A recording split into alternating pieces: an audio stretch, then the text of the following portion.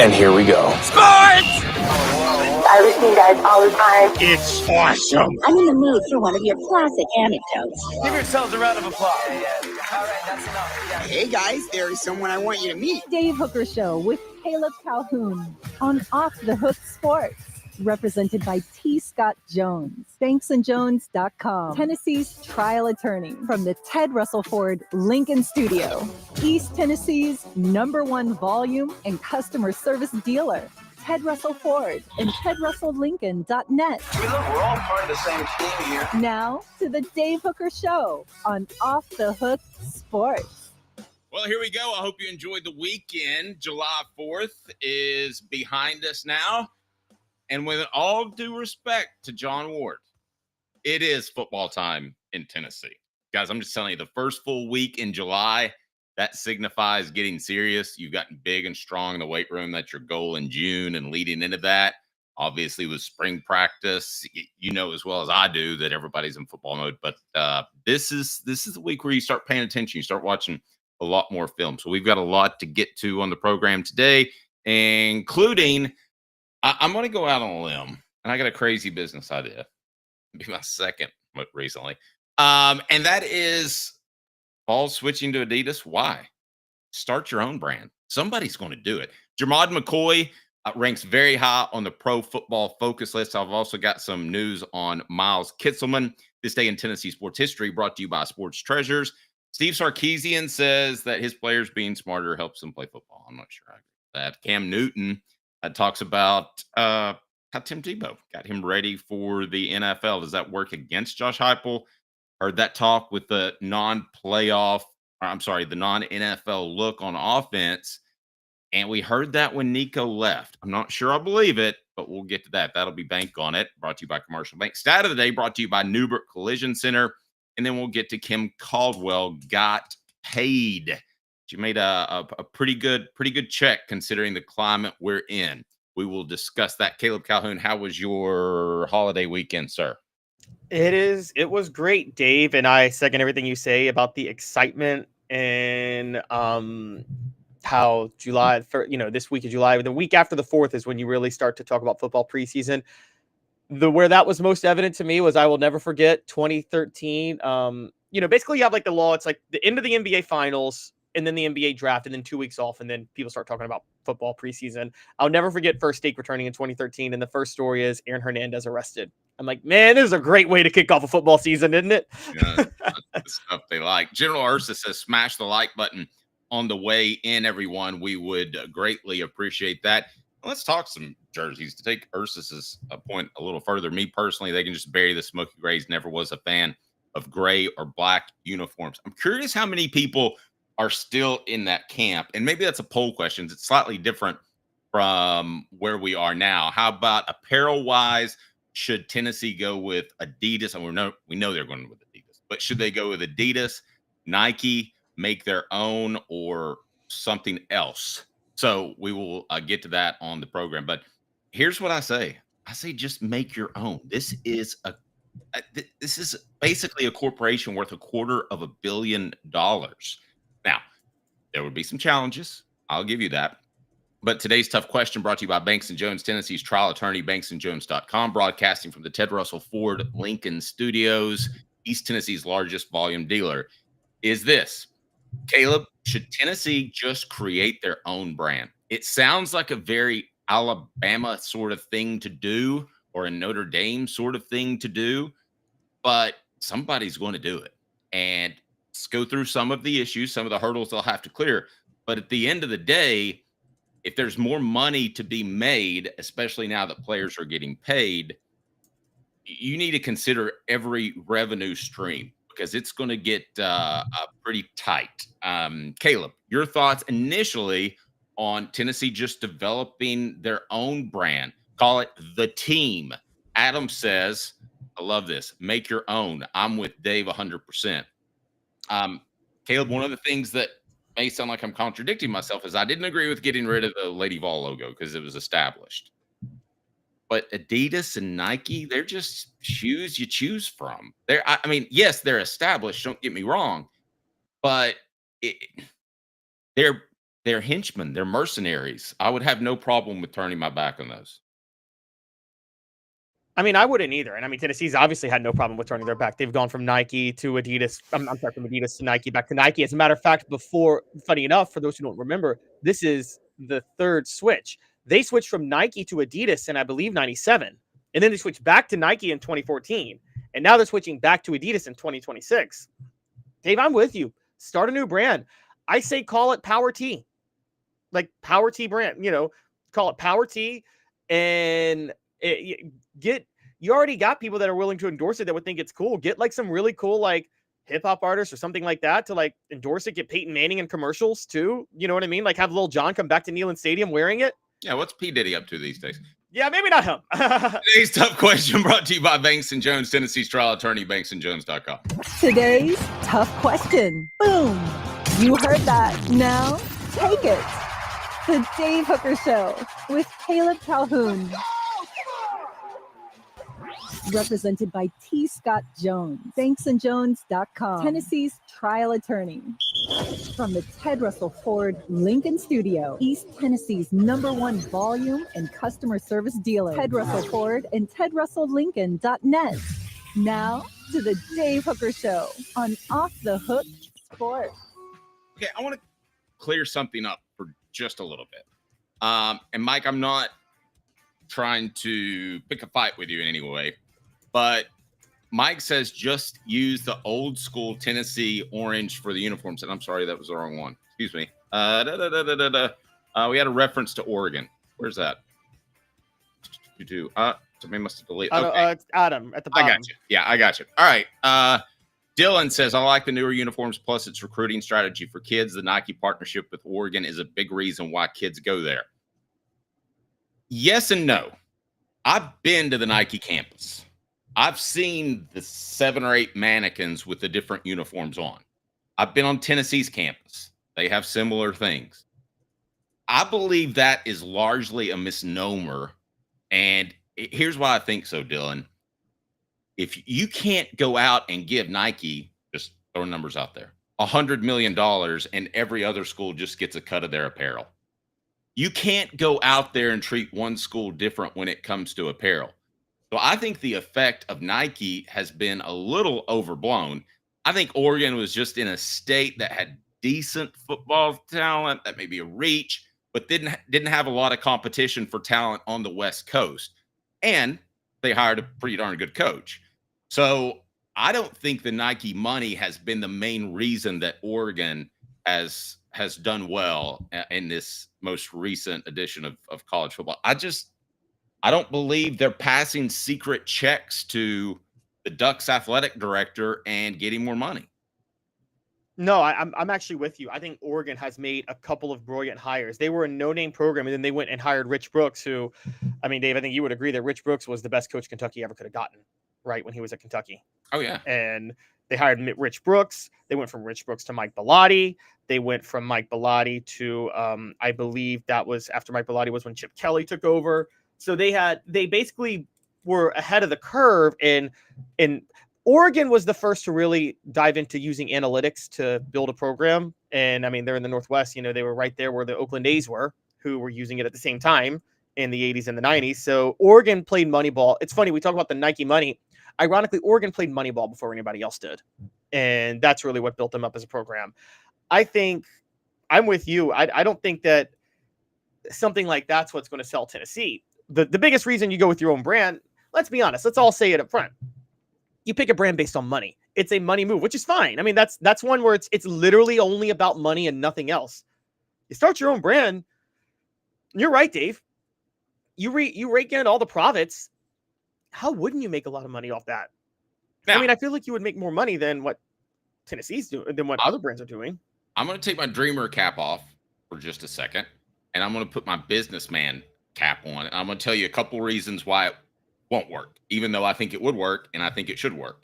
But let me tell you that after I remind you, today's tough question is brought to you by Banks & Jones, Tennessee's trial attorney, banksandjones.com. Why Banks & Jones? Well, it's because they're Tennessee's trial attorney. You can play to win with Banks & Jones because they'll go to trial. You've heard of other lawyers. They say they'll go to trial and fight for you. They won't. They just want to settle. That's the easiest way out. Well, that's not Banks and Jones, led by T. Scott Jones. They won't settle. They'll go to trial for you. Tennessee's trial attorney. They play to win.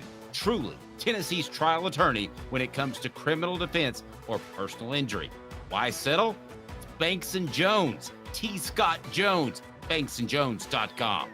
Okay, Caleb, I'm going to play devil's advocate with myself. Sounds like an OnlyFans account. But anyway, I'm going to start with this. Okay, design. Now listen, whether or not you like the gray uniforms, the black uniforms, whatever, they look clean. In 2009, when Lane Kiffin threw together a uniform, they looked like a middle school team, and that's being nice to a middle school team.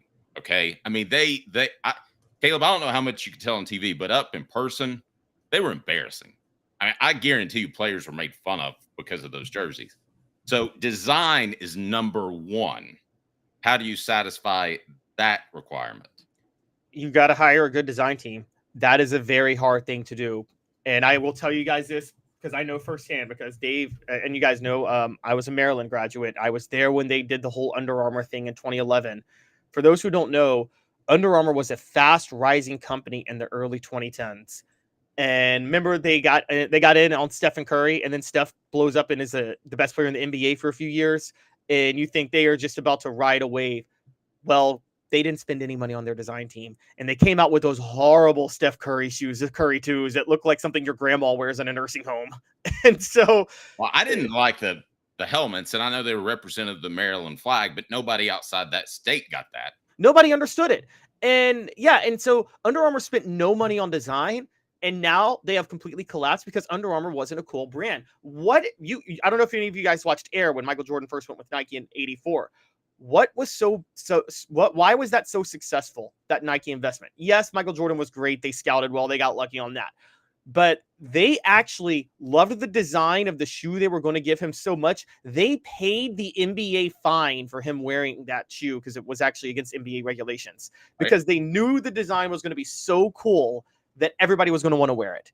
Design is a huge deal. It's just as big of a deal as quality. But you were right. And that's where you got to focus a lot of your efforts if you are part of Tennessee. But Tennessee has had some hits and misses with designs in the past. I mean, you talk about the black jerseys. They were ugly. But Tennessee invented the Power Tee, and that design has been a massive. I mean, Doug Dickey came up with that. That design has been a home run for 60 years at this point. I agree with you completely. Now I'm going to keep going. Derek says, hopefully Danny White is listening. Get Davey in the muzzle on the helmet. Bingo. Let's do that. We can do that. I'll call Danny White and see if he's interested in putting these jerseys together. And he's going to say design, number one. What's he going to say next? Distribution. Okay, Nike, I think you would agree that Nike and Adidas have distribution pretty much down pat. You see a jersey on TV, it's at your local Hound Dogs. It's there. So that would be another challenge that I don't think that they would do a great job at initially, but I think it's a hurdle you're willing to clear for the tens of millions of dollars down the line. Yeah, and distribution is not going to be as hard if you're Tennessee because this is just for a specific market. So where's your distribution going to be? All across the state of Tennessee, and then in little pockets where I think the way they would embrace this is like, say you get a Peyton Manning and he goes to the NFL and you ask him to be sponsored by your Power Tee logo, and so you'll put some in wherever market they're in. I don't think distribution is going to be as hard because I don't think you're trying. When you start this brand, you're not trying to be Nike. You know what I mean? Yeah, I don't think it's as difficult as design because design, you could have a group of 5 guys sit in a room and screw it all up, right? Oh, yeah. I mean, Distribution, you would just go, you'd say, oh, my bad, it didn't get there. We're going to get it there tomorrow. Okay, so no, that is much more of a minor concern on my part. Now, do you think it's a matter of time till somebody does this? Alabama, Notre Dame. I'm surprised Notre Dame hasn't done it already, to be real honest with you. I'm honestly shocked too. I'll tell you this, Alabama won't do it. Alabama won't think they need to do it because Alabama will continue to think that players are just lucky to go play for Alabama and they don't have to do anything extra. That's the way Alabama people think. I could see Notre Dame absolutely doing it. You know who would do it, Dave? Let's just be honest, because he thinks everything business-wise anyway. Colorado. Dion. Dion would absolutely do it. Prime, that already has a brand to it, right? The Prime brand. Like, let me throw this number at you for everybody out there. How much do you think that you can evaluate businesses? It's not just what you make in that particular month or that particular year. But, and SC Scout guy says Notre Dame just signed with Under Armour. I'll just be honest with you. I think Nike's lost its panache. It used to be the cool kid in the group, and I don't think it is anymore. It's still fine, but it's just one of the other ones. Somebody said New Balance signed with somebody. I'm not sure of that or not. But when I look at the Power T, I think there are only a few programs that pull this off because of that logo. But I will tell you what, there's even fewer programs when you talk about money. Tennessee's athletic program was valued at $940 million. That's almost $1 billion, guys. That's 9th best in the nation. Only 2 other, which I found interesting, you might want to add some perspective to. There was only 1 other, Georgia, that was in the top 10. So that was a little bit surprising to me. Now, if you want to go back in time, and let's go back to that 2009 season. I know those were Adidas jerseys or Kiffin jerseys, whatever the heck they were, but they were only worth the valuation was about $100 million. I mean, that's how much it has changed and how much more power Tennessee has. I also would argue this. This is the time to strike while the iron's hot. Now, it may have been before the 2022 season, but at least now you have Josh Heupel, you have Rick Barnes, they're in place, Kim Caldwell in a non-revenue sport, Tony Vitello in a non-revenue sport. Those will all benefit from Tennessee doing this. And I say this knowing, I started this business knowing there would be hiccups in the road. There were going to be hiccups, but you can overcome them when you're worth $1 billion. yes, it's a lot easier to make mistakes when you have a lot of money. And so, I mean, you're right. I think they can afford to lose a little bit, and the long-term success would just be absolutely incredible for them.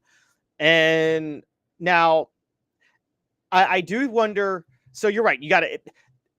We always talk about, everybody talks about the hardest thing about starting a business is just getting it off the ground. You got to get it off the ground. Do you really have to work that hard to get it off the ground when you already have a ton of cash flow though, Dave? No, cash flow helps.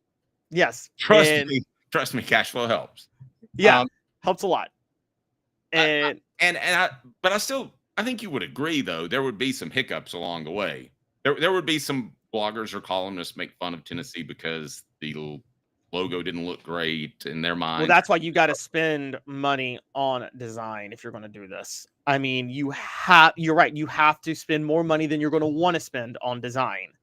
And you can't go down to the Sports Bell downtown where I used to go during driver's ed with my coach / teacher who would we'd go to 2 places, Waggles or Skoll, and then we would go to the Sports Bell to pick up their apparel. The Pal High Panthers. There you go. Okay. Well, yeah. Your coach out here taking you out to places. Oh, well, interesting, Dave. It was driver's ed. Okay. All right. Okay. Let me ask you this though. Orange Blood says 900 million is still not enough for Danny Dimes. If you ask him, we're poor. Have you gotten that notion from him? I've gotten that from Greg Byrne, the athletic director at Alabama, that, hey, you need to give more money. Hey, you need to give more money. But I haven't really felt like, but I don't buy tickets, so I don't want to be unfair to all of you out there. I haven't felt like Danny White's been unfair in terms of asking for more money. I mean, that's his job. Danny White made some comments, particularly on the Big Orange Caravan back in early May, that led a lot of us to think they are not as well off as he would want you to believe. One of the interesting ones would be he went out of his way to take shots at Texas, basically implied they're straight up lying about their NIL budget. Now, maybe they are, but why are you worried about that if you're Danny White? And then he talked about how they're going to join in with Arkansas. They support the move to try to recoup NIL money from players who have left the program. And just little things like that led me to believe that Danny White he's a little cagey about their NIL situation, put it that way. I guess. Yeah. Now, on the message board, Derek is definitely one of our best posters. There's no question about it. This tops them all. Kanye West designs the Tennessee jerseys. Oh, you're going to put a swastika on all of them? No. I didn't think about that. But let's just go in terms of he is a designer. I mean, he designs stuff, right? But he's also a Nazi. Okay, maybe that was a bad example. Okay, so I'm gonna back off that. But I will tell you a funny story. I was watching a show about Dave Chappelle, and Dave Chappelle said he was with Kanye and watched one of his buddies, he called one of his buddies, and they were watching the Chris Rock special before it aired. Now this is before Kanye was big at all, and he was on speakerphone. The guy goes, "How are you watching that?" And he goes, "Because I'm Kanye. And I do cool ass stuff because I'm a cool ass dude." That's just what he threw. This is before he was big or before anybody knew who he was. So for the record, where do we sit on the poll question in terms of Tennessee? Should they start their own jersey? Actually, I have not set that Dylan, up. don't set it up. I'm not even bringing that up. Go ahead. I need to actually go ahead and set up the poll question. I'm sorry. I've been a little bit disorganized right now. I'm almost as disorganized as Kanye is scatterbrained. But it was a 3-day weekend. We can work with that. No problem whatsoever.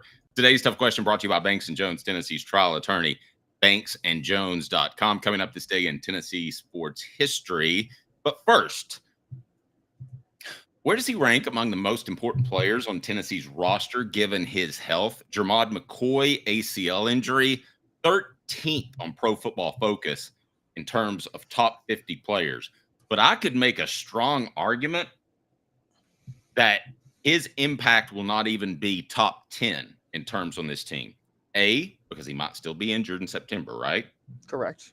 Could still be banged up. B, what is Pro Football Focus going to go off of? Do you think they're going to spring practice and watch it hurt? No, they're going off the numbers straight up. Yeah, absolutely. And Ben, I did go to Pal.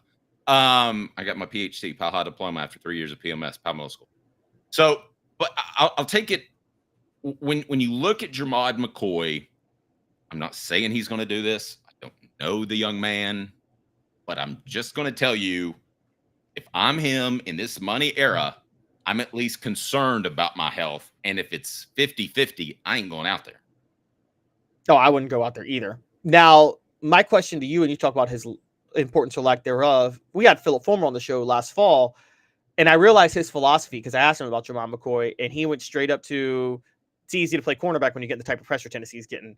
Do you subscribe to the Philip Fulmer philosophy that a cornerback is basically made only as good as the pressure that the defensive line can get, or are there cornerbacks that can just lock down an island no matter what? I think there are very few of those latter ones, which is why they get paid so much, like the Reeves Sanders of the world. But I'll say this. People like to say that what's the toughest thing to do in sports? Hit a baseball, right? Right. It's close to covering a big-time receiver for 3.5 seconds. That is not far from the most difficult thing to do in all of sport. That ain't easy. No, it's not. I totally agree. And so at that point, we kind of land where I have to be on your side, because I think a lot of Jermod McCoy's success, one, hinges on him being healthy, but the other part kind of hinges on how good Tennessee is at getting pressure, isn't it? Because we don't believe Jermod McCoy, as good as we think he is. I don't think he's Darrelle Revis or Deion Sanders. Do you? I mean, yeah. So, no. Let's put it this way. I guess this would best answer your question. If I could have a dominant defensive line or a dominant secondary, I'll take a dominant defensive line every time. Yeah, because the dominant defensive line doesn't even need, the secondary can be average at that point, honestly. And I'm sorry, go ahead. Yeah, I'll just say it. So I'm kind of with you on that. And particularly with the way this defense runs and this defense operates, give me the defensive line. I will say this. Good to see everyone, Derek says. And it is good to see everyone. That was a long week. You know you like your job when you miss it. So Caleb had a great video on Tennessee's big-time recruiting haul last week, which I think was very significant. I'll have something in the column via that form as well. But I want to ask you about some other players. Hot or cold, brought to you by City Heating and Air Conditioning, cityheatandair.com. Integrity matters, no question about it. Anywhere in the Knoxville area, you'll be taken care of. Which of these players should be on the list, and which of these players will eventually be on the list? Where do you stand? Hot or cold? Brought to you by City Heating and Air Conditioning. Integrity matters. 50 years in East Tennessee. CityHeatandAir.com. On Off the Hook Sports. I'm afraid Caleb's going to get mad at me because he came up with this great topic.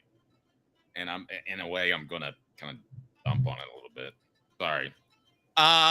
Players that should be on this Pro Football Focus top 50 list. Or players could be. Will be. Could be or should be? I was going to say could be, but I'll follow. Since you're changing it up on me, I'll follow your lead. Okay. So let's say, well, I'll just go ahead and tell you, I don't think any of these guys that we're going to mention should be on the list. The one exception I would make would be Arian Carter at linebacker, because I think he's had to do so much filling for Keenan Pili, who's been hurt for 2 straight years and is now gone.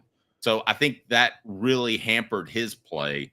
He would be on this list, I believe, had he played next to a healthy middle linebacker. I will say that. You agree, disagree? Oh, I agree. I think he would have. I mean, last year we saw an almost perfect product in his first year starting for Tennessee at Arian Carter. The only issues we saw were he every now and then bid on a fake or misdirection pass play. That's about all we saw with mistakes with him, right? Like the Arkansas game where he misplayed one. Yeah, and that's kind of common with elite athletes. I think he is, because you think you can gamble and get away with some stuff. More so probably defensive backs. You hear about Deion Sanders baiting people. I don't know that he was baiting anybody, but you're right. That's fair. But I think he would be on this list had he not had to play next to a fill-in middle linebacker, which he then had to handle all the calls. You can't tell me there's not paralysis by analysis. Oh, I agree. When you're having to make that call, there's just no way. I totally agree, which is why I'm hot on him on the fact that I think he will be on this list this year. And by the way, this is PFF. For those who don't know, I didn't put this out up front. Jermod McCoy was number 13 on PFF's list of top 50 players in college football this year. So I think I'm hot. By the end of the year, Arian Carter will be on this list. Remember this now. I do want to say this. That does not mean he's the 13th best player in the nation, because James Pierce was number 1 last year. They are going to account for 3 positions specifically and put more weight on them: quarterback, cornerback, and edge rusher, right? Yes, and there's a specific reason for that. And we talked with Cooper Mays about this. Those are particularly the latter 2, cornerback and edge rusher. You're not really dependent on what anybody else does. All you have to do, PFF determines who wins their one-on-one matchups. That's pretty much, cornerback is just a game of a one-on-one matchup when you play man-to-man, right? It has nothing to do with what anybody else does. And that's why, like PFF, I don't know how you feel. I don't even pay attention to PFF grades for offensive linemen, because there's so many schematic things. Everything's done as a unit for the offensive line on the interior that I kind of throw it out the window. Derek post nice enough to post dare to compare City Heating and Air Conditioning will never leave my brain. Thank you. I like to hear that. Support our sponsors. That's why we're here. All right, Mike Matthews, will he eventually be a top 50 player?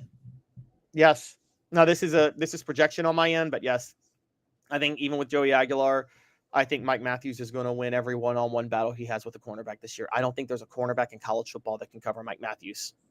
Wow, that's a strong statement. At receiver, I'm going to say no, but of the remaining players we have on this list, only 1 ranks above him. So Caleb says that Mike Matthews will be on the PFF top 50 players eventually. And do you mean this year or next year? This year, 2025. That's odd. All right. Yeah. Peyton Lewis. It's hard for me to judge. I've watched his tape. I've stood next to him. He looks like he's built like Jamal Lewis. Will he be that great? I don't know. I mean, and a running back doesn't carry as much weight in the Pro Football Focus as other positions. So I'm going to say no. I don't think Peyton Lewis ever gets into the top 50. Yeah, I don't think so this year either. I think that, just for those who are curious, Dylan Sampson, with the historic record-breaking greatest season in history for Tennessee football running back last year, he was a top 101. He was one of 3 Vols on the top 101 PFF players, but he was the lowest of the 3 Vols. He was behind Jermod McCoy and James Pierce. So I'm with you. I don't think Peyton Lewis will get on it this year. I also think that, look, Tennessee's replacing all 3 interior linemen. Now, we think they'll be okay, but Dave, I am 100% sure they're not going to be better than last year's interior line. So there's going to be a drop off there. may put a little bit of words in my mouth. I don't think they're going to be okay. I think Satterwhite's going to be good, and they could struggle at the guards. Okay. I mean, you're even that. Yeah. So basically, there's a 100% chance that they will be worse than last year at the interior of the offensive line. Peyton Lewis isn't going to put up Dylan Sampson numbers, so he's not going to be top 50. No, I don't think so either. The player that I do think, and I'm going to agree with Caleb, the player that I do think will be in the top 50 as It's Hot or Cold, brought to you by City Heating and Air Conditioning. Hi, Mike Davis here with City Heating and Air, reminding you to always dare to compare. Our team provides quality local heating and air service, installation, and maintenance across East Tennessee. We use only the best equipment like American Standard Heating and Air Conditioning for your residential, new construction, or commercial needs. Honesty, dependability, and customer satisfaction have been the cornerstones of our business since 1961. City Heat and Air. There's your pair. Jordan Ross will be on this list before it's said and done. Yeah, this totally agree. People are all high on Joshua Josephs replacing Jordan Ross. Joshua Josephs is a complimentary edge rusher. He cannot do it on his own. Jordan Ross is a superstar in the making. He will be, I think he's going to play his way into a first-round draft pick this year. All right. Now, the next one, here you go. You got your Boo jersey on. You're excited. His favorite holiday is Halloween because he gets to say Boo a lot. Boo Carter, I think, splits time between being a nickel back and being a slot receiver and cost himself an opportunity to be up high on this list. I don't see it happening, Caleb. Well, Travis Hunter was number 1 last year on PFF ratings with a 90. Oh, we're talking about a once-in-a-generation type of player. With a 90.3 coverage grade. Boo Carter, I mean, you named 2 things I love. Boo Carter, and you said the word Nickelback. I just love Nickelback so much. I want to hear you say Nickelback on repeat for the rest of my life because I love them so much, Dave. I'm such a Nickelback fan.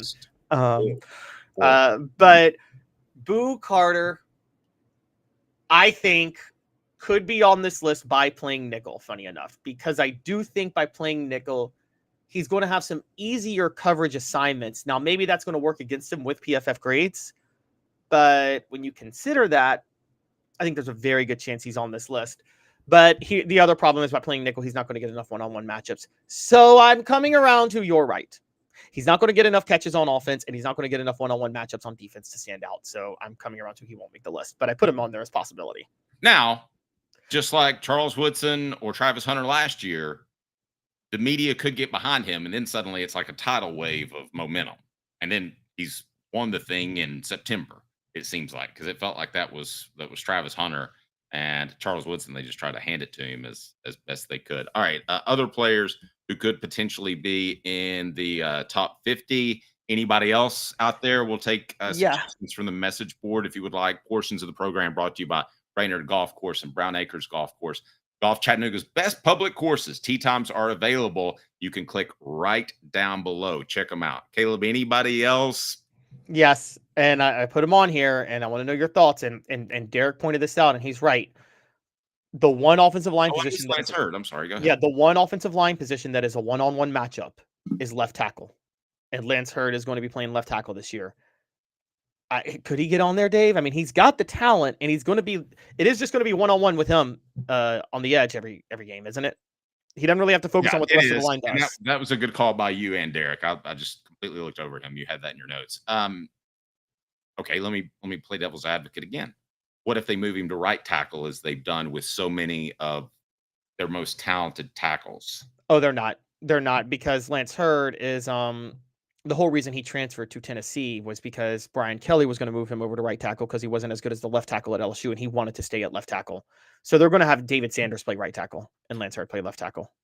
Okay, does Pro Football Focus do like the All-Americans with kick returns and punt returns? Because Balls Win had a good point. Boo makes the list as a returner. Did they do that?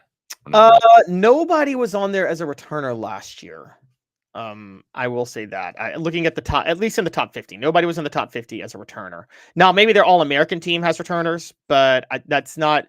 Remember, part of their value is based on the number of plays you accumulate. And as you and I have talked about, I don't care how many times you field a punt or a kickoff, you only do. It's never enough to accumulate a lot of reps. Quite honestly. Hey, Derek, help me out. McCoy was where on Athlon? I'd be interested to know that, because I will give Athlon some credit. I believe that they look forward. They make phone calls as far as how's this guy's injury coming along, whereas Pro Football Focus, they are what they are, and that's just to grade people from last year. So see if you can help me out on that, Derek. I would greatly appreciate it. It is time for This Day in Tennessee Sports History, and it's brought to you by Sports Treasures. Over 5 million Sports Treasures. You'll absolutely love them. Follow on Facebook. The link is right down below. This Day in Tennessee Sports History. This Day in Tennessee Sports History. It's cool, baby. It's cool. Now you know, and knowing is half the battle. The Dave Hooker Show with Caleb Calhoun. Off the Hook Sports.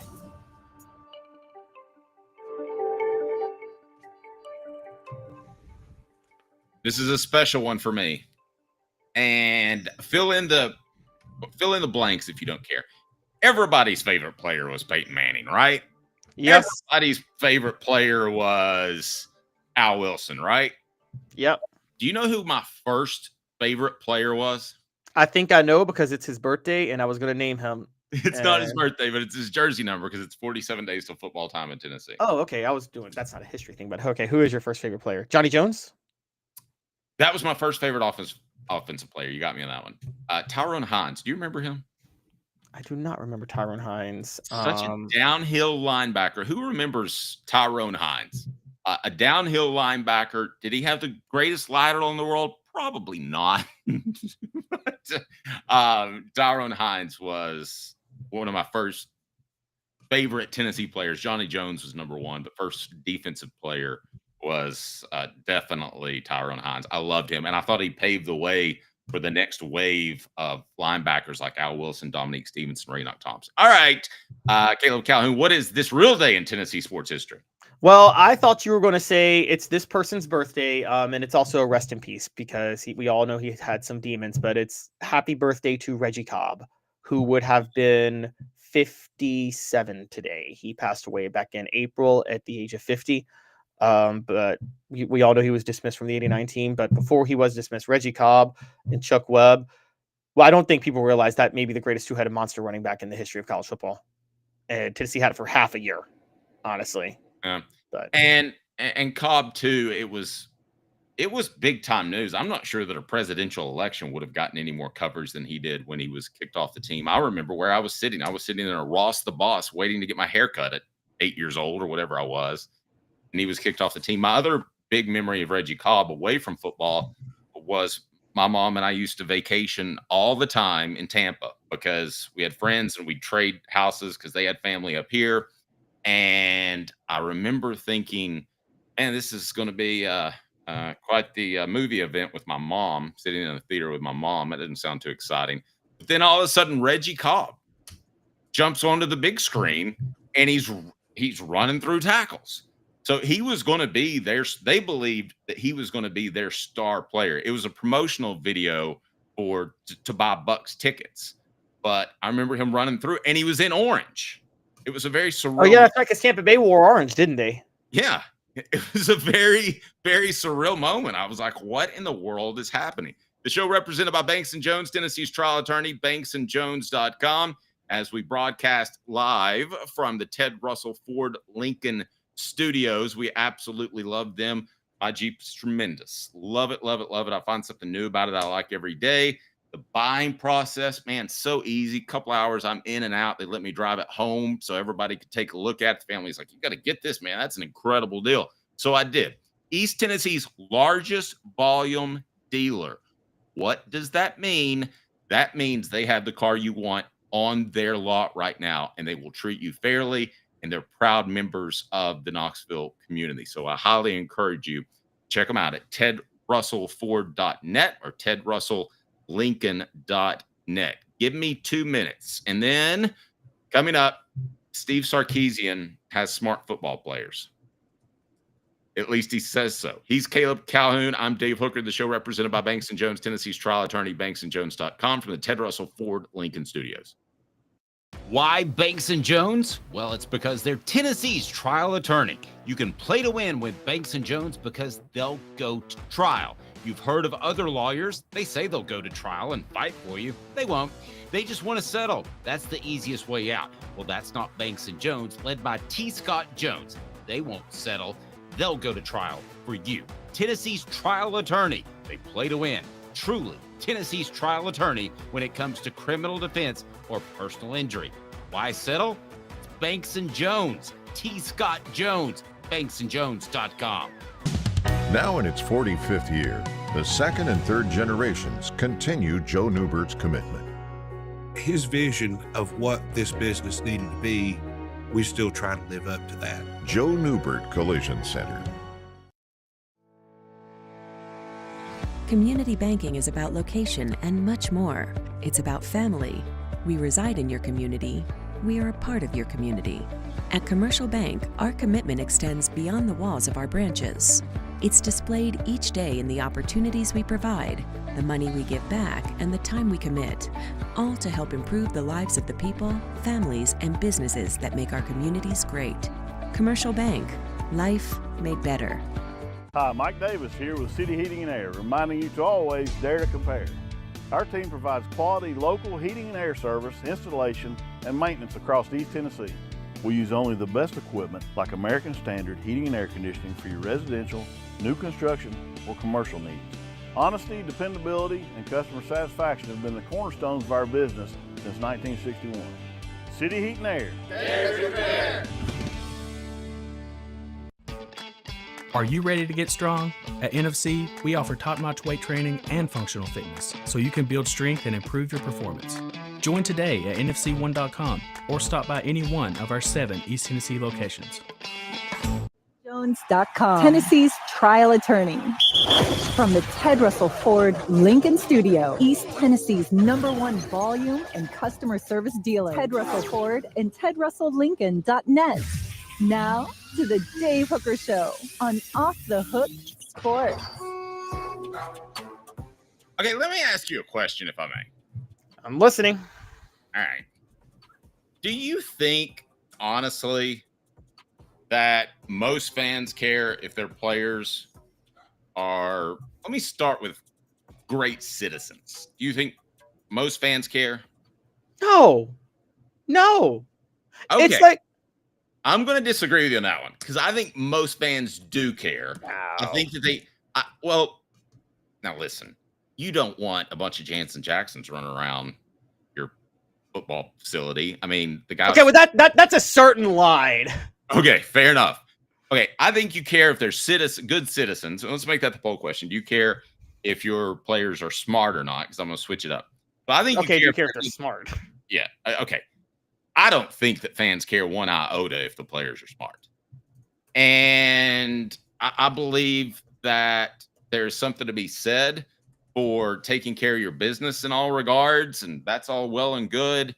But at the end of the day, if somebody came to me and said, Joey Aguilar has not gone to one class this entire year, and he's all focused on football, you know what I'm going to say? Smart for him. All right. That's a smart thing to do. All right, here's the poll question. I care if my players are smart, good citizens, both, neither matters. Okay. I would say good citizens is going to win out, but we shall see. So do we have that Steve Sarkisian thing pulled up where he talks about the GPA? So basically his point was, yes, we do. When you do everything good, you're going to win more football games. So he argued that GPA is a factor in that. Now, I want to discuss what he said because I don't believe it. So here we go. Here's Steve Sarkisian. Yep, here he is right here. Let's get this thing rolling. Not just a football coach. I'm a developer of young men. And so we went back to that team GPA the spring going into that season. CDC gave me my cumulative team GPA. I was only here for the spring, but you took fall and spring was a 2.33. That's not very good. Granted, UT, phenomenal place, top 5 public school, but we go 5-7 that year. We had 0 players drafted. And I remember going to the staff saying, we have a culture problem. I said, we have entitled players who don't take accountability, who are selfish, who don't serve others, couldn't care less about the university itself. They're just focused on me, I. I said, we got to change the culture, and we have to start from an individual standpoint that everything matters. Everything counts here. School's going to matter. Well, the next spring we had a 2.718 GPA. We go 8-5. we have 5 guys drafted. The next year, we have a 2.98 team GPA. We go 12-2. We win the Big 12. We go to the CFP. We set a school record, 11 guys drafted, 2 first-rounders. Going into this past season, we had a 3.27 team GPA. We go 13-3. We're in the SEC championship game. We have 12 guys drafted, 3 first-rounders. At the end of this past spring, we have a 3.31 team GPA. So it's like amazing how our wins have increased, our draft picks have increased, but our GPA's gone up. And so with this whole idea, who you are some of the time is who you are all the time. We don't pick and choose when I'm a Longhorn. It's an all the time thing. And that's why, like, you guys have heard this whole, like, tough all day mentality that we've embraced here. It's an all the time thing. It's all day long. Like, you just don't get to pick and today I'm going to be responsible, tomorrow I'm not. Right. Like, life doesn't work like that. Okay, so Adam says, I don't care about the academics. I care a lot about whether they're decent people. Yeah, I mean, it would be hard for me to root for Jansen Jackson if he got back on the football field somehow, because for those of you who don't know, he killed his mom's boyfriend, which is bad, stuffed him in a trunk. But other than that, he seems like a great guy. Caleb, I think people do care if they're decent human beings. I don't think they care at all about academics. As a matter of fact, it really surprised me that Sarkisian went there, because there is going to be some sort of scandal, and it's going to happen before the end of this calendar year, in which a school either just makes up grades or doesn't require its players to go to class. There's an academic scandal brewing, and there shouldn't be. They're employees now. But until that's designated, that's going to be an issue. Yeah, let's ask this question up front. Did Texas's GPA increase because the players got smarter and started working harder in school, or did they just find more creative ways to help increase their GPA? Exactly. And then maybe the reason they're winning more is because by finding those creative ways, they relieve them of the stress of having to go to school so they could focus more on football. And Derek says Steve's been hanging with. Yes. Butch. Does that not sound like something Butch would say? Yes, and that's where I wanted to bring up something Butch Jones said. And Butch Jones, 1 year, I kid you not, touted Tennessee's APR improvements. And he said, I think the exact quote was, this is one of the greatest accomplishments in the recent history of Tennessee. Our APR improvement. And I'm like, nobody cares about your APR improvement, bro. Literally nobody. And I got to point this out too, because I'm just going to call it the poll question a little bit, because the poll question right now says, I care if my players are smart, good citizens, both, or neither matters. 6% say smart, 50% say both. That means 56% of our fan base wants players to be smart. Guys, I'm just going to tell you something up front. Players aren't smart. Most athletes are really, really, really not smart. And I think it's like winning the lottery. I mean, Einstein was born a genius. Other players are born with a golden right arm. I mean, it's rare to be a high grade in all of those different areas. It's not an indictment of, hey, you're a football player, you've got to be stupid. I've been around a lot of smart football players. Oh, I have too. Right. But not as many. I haven't been around as many smart football players as, let's say, smart engineers or doctors. Right. Put it this way. You guys know my hate on coaches. I think Dave knows my disdain that I think the majority of coaches are very not smart people. But why do I think that? Because the majority of coaches, what are they, Dave? They're former athletes. And guess what? When former athletes get into a role of having to think, it becomes a little bit hard most of the time. So, I mean, yeah, and Butch Jones did say we were going to be a champion in the classroom. He's like, and I truly believe if you win in the classroom, you'll win on the field. I'm like, okay, that's not true. Vanderbilt's been a champions in the classroom their whole life, and they don't win on the field. Yeah. And Nathaniel brings up a good point. You can be smart at the sport and not smart at school stuff. I agree completely. I know, there are contractors that can do things that, good gravy, it would take me 50 years to figure out. I mean, we're not saying that. I mean, you can be smart at football. I mean, is there anybody smarter at football than Peyton Manning? No. I mean, he has to rank right up there, right? Let me ask you this question. Honestly, do you know the story of why the Eagles fans booing Santa Claus, right? Yes. And Michael Irvin, who couldn't move from the neck down, which is why all Eagles fans are pure evil. But anyway, go ahead. Okay, so Eagles fans booed Santa Claus. What people don't know the story is the Eagles started 0-12 that year. They were very upset about how bad they were, but they were hopeful that we could at least get the number 1 draft pick was what they were thinking. Well, they decided to win the last game against the Vikings and cost themselves the number 1 draft pick. And the Santa Claus was so mad about that, the professional one, he just got too drunk and decided not to show up because he was so pissed at the organization for winning. So they pick a fan from the stands. The fan comes down. Eagles fans are so pissed at the situation that they're winning that they pelt the fan with snowballs. And the fan comes out later and he's like, I'd have booed myself too. Well, all that is to say that the reason they were mad about losing the number 1 draft pick is because they really wanted O.J. Simpson, and he would have been the number 1 pick. I got friends who are Eagles fans to this day. They're like, yeah, Speaking of killers. Yeah, my friends who are Eagles fans will literally be like, yeah, O.J. did it, but, if we had him, he still could have won us the Super Bowl first. And I mean, at the end of the day, O.J. may go to prison, but you still got the Super Bowl. Nebraska's got those 3 national titles from the 90s. Tom Osborne's in the Hall of Fame as one of the greatest coaches of all time. Well, I mean, Lawrence Phillips going to prison didn't change that. No, maybe you would never have met Nicole. I don't know. Things could have been much different for OJ in a lot of different ways. I mean, I didn't realize you would go there. Could you imagine OJ in Philly, by the way, instead of Buffalo? I'm almost wondering. Okay, you're 100% true in that story because I've never heard of that story. Yes. They were pissed that they were losing the number 1 draft pick because they were beating Minnesota. So that's why they got so mad and they pelted the fan who played Santa Claus. They were mad that they were winning that game. And it was ridiculous that they would win that game because they wanted OJ. And Dave, it's 1969. Who wouldn't have wanted OJ as their draft pick at that time? Oh, people don't remember how, because he was kind of around, I would say the birth of the NFL was roughly 60s, 70s, kind of where they got huge. I don't think people remember what a special player. I mean, he's the top 3 tailback of all time. Yeah. He is, and he was very smart too. Funny enough, John Adams has interviewed OJ and told me one time he said OJ was as sharp as a tack. Was one of the smartest people if you actually interviewed him. Just wasn't a rational person. Do me a favor, hit that like button. We greatly appreciate that. As we remind you that What the H is brought to you by our good friends at Rick Terry Jewelry Design.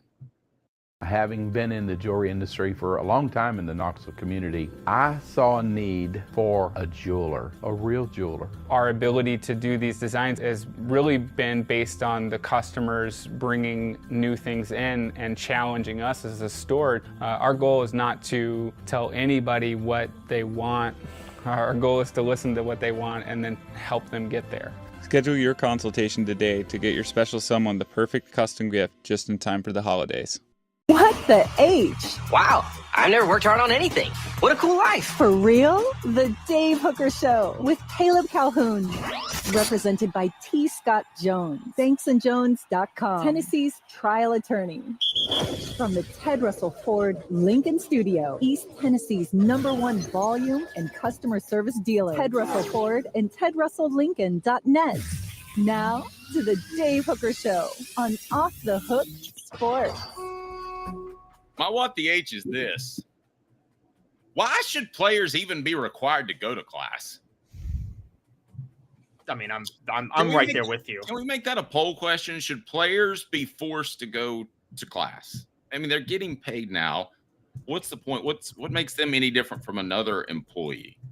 I mean, sure, if a teacher doesn't go to class long enough, professor, they're going to eventually get fired. But I just don't know that that's pertinent to what they're doing as football players. Caleb, I don't see that at all. I have, and I think you and I have come to the same solution for this. And this is big for me. Players not only shouldn't be made to go to class, when they're playing football, they shouldn't be allowed to go to class. They shouldn't be allowed to study. Here's my take, and this is my hot take, guys. My hot take of the day. When players go to college on a football scholarship and then get paid NIL money to play football, they should not be allowed to go to class. What should be done is they play football while they have eligibility years left to play football. The school should hold that scholarship. And then whenever they're done playing football, they can come back and use that scholarship to get a degree in whatever they want to get a degree in. But they should not be going to class while they're playing football. Okay. You're on to something. Would a janitor be allowed to take a couple hours off and go to his Monday, Wednesday, Friday class? No, he wouldn't. No. And are players doing this already? Are they loading up their schedule so that it's easier in the fall so they can focus on football? Yes, they are. Yes, they are. My question is, why keep the charade ongoing? Now, I will say this. I think there have been situations, and you mentioned Reggie Cobb, and he came back and got his degree. The rule used to be if you got as long as you kept your, no offense, nose clean and you stayed out of trouble and you played hard, you'd get to go back. So Reggie Cobb got to go back to school. Fred White got to go back to school. Dwayne Goodrich got to go back to school. Does Joey Aguilar get to go back to school? Yes. If he flames out in the NFL, I don't know. Is that rule? I'm asking honestly. I don't know. Does that rule still exist? I think it should. I mean, I think Joey Aguilar. I absolutely think it should. I think it should. I think with Joey Aguilar, he should be allowed to come back to Tennessee whenever he wants. He picked Tennessee to go play quarterback. I think, honestly, where you finish as a letterman. And now I'll say this: Nico Iamaleava shouldn't be allowed to come back to school at Tennessee. So it depends on the terms you leave on, not necessarily whether or not you're a great citizen or going to class. Yes, exactly. It's the terms you leave on. Nico Iamaleava should absolutely never be allowed back at Tennessee if he finishes up at UCLA and it's like this. But Joey Aguilar, sure, let him come back to school. Yeah, I would take that stance in a heartbeat. And I mean, I'm really, really, really big on this. You should not be allowed to go to class when you are playing football at Tennessee because you are an employee at this point. They hold your degree. By the way, this happens all the time, Dave. You just brought up the janitor. There are a lot of jobs, aren't there, that the university offers people, and then as part of that job, as part of an agreement, you do get a scholarship to go to school there, right? Those are agreements colleges make all the time with people. Actually, at the gym I go to, National Fitness Center, I absolutely love it. Check them out. Month-to-month memberships are available. Had a gentleman there who was probably in his mid-40s and just decided that he was going to change his life, and he ended up being a janitor at UT, but he got like 50 or 75% of his school paid for. Yeah, there you go. I mean, exactly. There you go. Perfect. That's what we're talking about. Yeah, you should be. I mean, that's how it should be with football. Your focus is football. That shouldn't conflict, because here's the lie. And I get we both have issues with Arian Foster in certain ways. I think he's a little bit of a wave rider. He was trashing Tennessee, then Tennessee's good again, and he wants to come back and be ingratiated with the players. That really stood out. However, Arian Foster told this great story. He was on Joe Rogan years ago telling the story, where he basically said that it's a scam to say that these athletes, it's a scam to say we get a free education when we go to Tennessee or to go to any college football, any school to play college football, because he says, we're not even allowed to major in certain things we want to major in because it would conflict with our football schedule. So how are you going to tell me you're getting me a free education at that point when I can't even pick a major? Probably the John Higgins rule, right? Yes. Yeah, for those that don't remember, too young, he took 4 high-level math classes and ended up not passing them, or not passing the 6 that you had to make to be in the pro season or the postseason. And he ended up not being able to be in the NCAA tournament. Tennessee was left out. Hound Dogs of Knoxville, they've got great basketball jerseys. They've got great memorabilia. The apparel is absolutely through the roof. Hound Dogs of Knoxville, champions look good in orange. Go to hdknoxville.com, hdknoxville.com, and you will be well taken care of it. All right, bank on it. Brought to you by Commercial Bank. Member FDIC, life made better. Let's play this clip from Cam Newton, who I don't largely agree with, but I do in this particular case. We're going to get to that in one moment. Cam Newton says something smart. It doesn't happen every day, so we'll cover it, and it does have to do with Tennessee. The show represented by Banks & Jones, Tennessee's trial attorney, banksandjones.com. We broadcast live from the Ted Russell Ford Lincoln Studios. TedRussellFord.net, TedRussellLincoln.net. And here we go. It was a huge. And here we go. And that's not here we go. What are we doing here? Caleb, did you hit the wrong button there? Was that you? That was not me. I don't have the board. Yeah, fair point. All right, stay tuned. 2 minutes, and I'll tell you what Cam said that I think does affect the University of Tennessee. It's a new year, a new day, And Ted Russell Lincoln has an exciting new offer to share.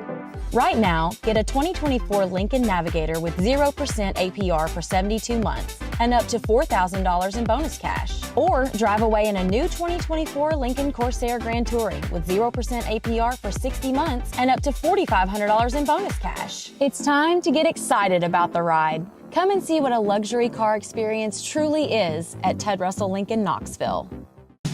Now in its 45th year, the second and third generations continue Joe Newbert's commitment. His vision of what this business needed to be, we still try to live up to that. Joe Newbert Collision Center. Having been in the jewelry industry for a long time in the Knoxville community, I saw a need for a jeweler, a real jeweler. Our ability to do these designs has really been based on the customers bringing new things in and challenging us as a store. Our goal is not to tell anybody what they want. Our goal is to listen to what they want and then help them get there. Schedule your consultation today to get your special someone the perfect custom gift just in time for the holidays. Sports Treasures in North Knoxville is one of the South's largest sports cards and memorabilia dealers, featuring over 10 million sports cards from vintage to modern. Sports Treasures carries a full line of hobby boxes, singles, autographed memorabilia, Tennessee Vols collectibles, fan cave decorations, and so much more. See a museum full of collectibles at Sports Treasures, 4819 North Broadway in Fountain City, and Sports Treasures on Facebook. Sports Treasures, where the real sports fan goes to shop. Are you ready to get strong? At NFC, we offer top-notch weight training and functional fitness, so you can build strength and improve your performance. Join today at NFC1.com or stop by any one of our 7 East Tennessee locations. Your Power, the Dave Hooker Show with Caleb Calhoun. Represented by T. Scott Jones, banksandjones.com, Tennessee's trial attorney. From the Ted Russell Ford Lincoln Studio, East Tennessee's #1 volume and customer service dealer, Ted Russell Ford and TedRussellLincoln.net. Now to the Dave Hooker Show on Off the Hook Sports. Hey, I'm not just saying this. The message board's on fire. You guys are blowing it up. So just keep it coming. I love the interaction and engagement. This is from Adam. What happened to create your own major? You may not know this, Caleb, but I covered that. Because they did. It was called Urban Studies. And you essentially got no job when you got out of school. And Linda Benzel-Myers, who I don't know if you remember that name or not, raised a big stink about it. And then I went and interviewed her in her office because she was like going to the New York Times and stuff. And I let her do her spiel. And I just sat there. And I think, I'm not a defender of the program, right? I knew the facts. Right. And I said, Dr. Myers, are you aware that players can come back to school after their playing days are over and get whatever degree they want? She looked at me so stunned. She had no idea. Those players, she argued, were being funneled through the system, which maybe sometimes they were. But the bottom line is they always got to come back and get their degree if they wanted to. And I mentioned a couple of examples about that. Before we get to Cam Newton actually saying something smart, Adam says Josh Dobbs is the perfect example of how good an inaccurate thrower can be when he makes quick decisions and is a strong runner. And Adam goes on to say, or somebody went on to say, that he picked his own major. He did. He was an aerospace engineer. Right. Well, who was the coach and who had the power? Yeah. Butch Jones was the coach and he needed Josh Dobbs way more than Josh Dobbs needed him. I would push back on the idea that he wasn't accurate. He had a noodle for an arm. He couldn't throw well, but he actually was a pretty accurate passer and he was athletic too, which helped a lot. He was smart. He just had a weak arm.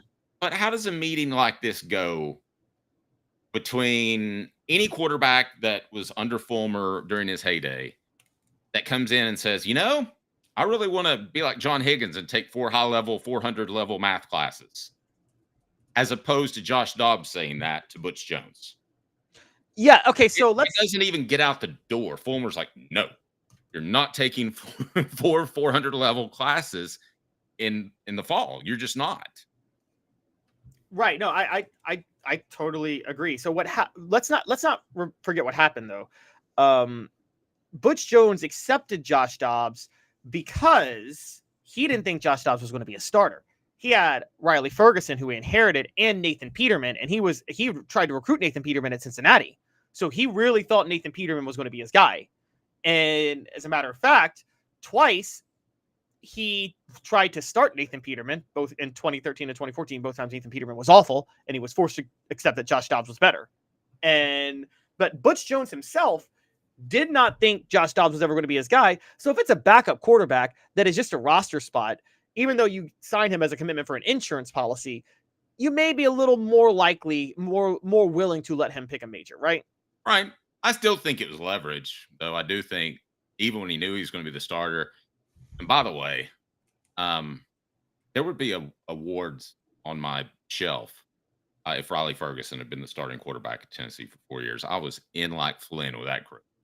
Really? Oh, yeah. I was him and Marquez North out of Charlotte. Oh, yeah. I was kind of quietly rooting for Riley to win that battle because I worked for ESPN at the time. I covered Charlotte extensively. Did he transfer because he didn't like Butch Jones, or just because he didn't like the fact that they had switched away from a pro-style offense in Dooley?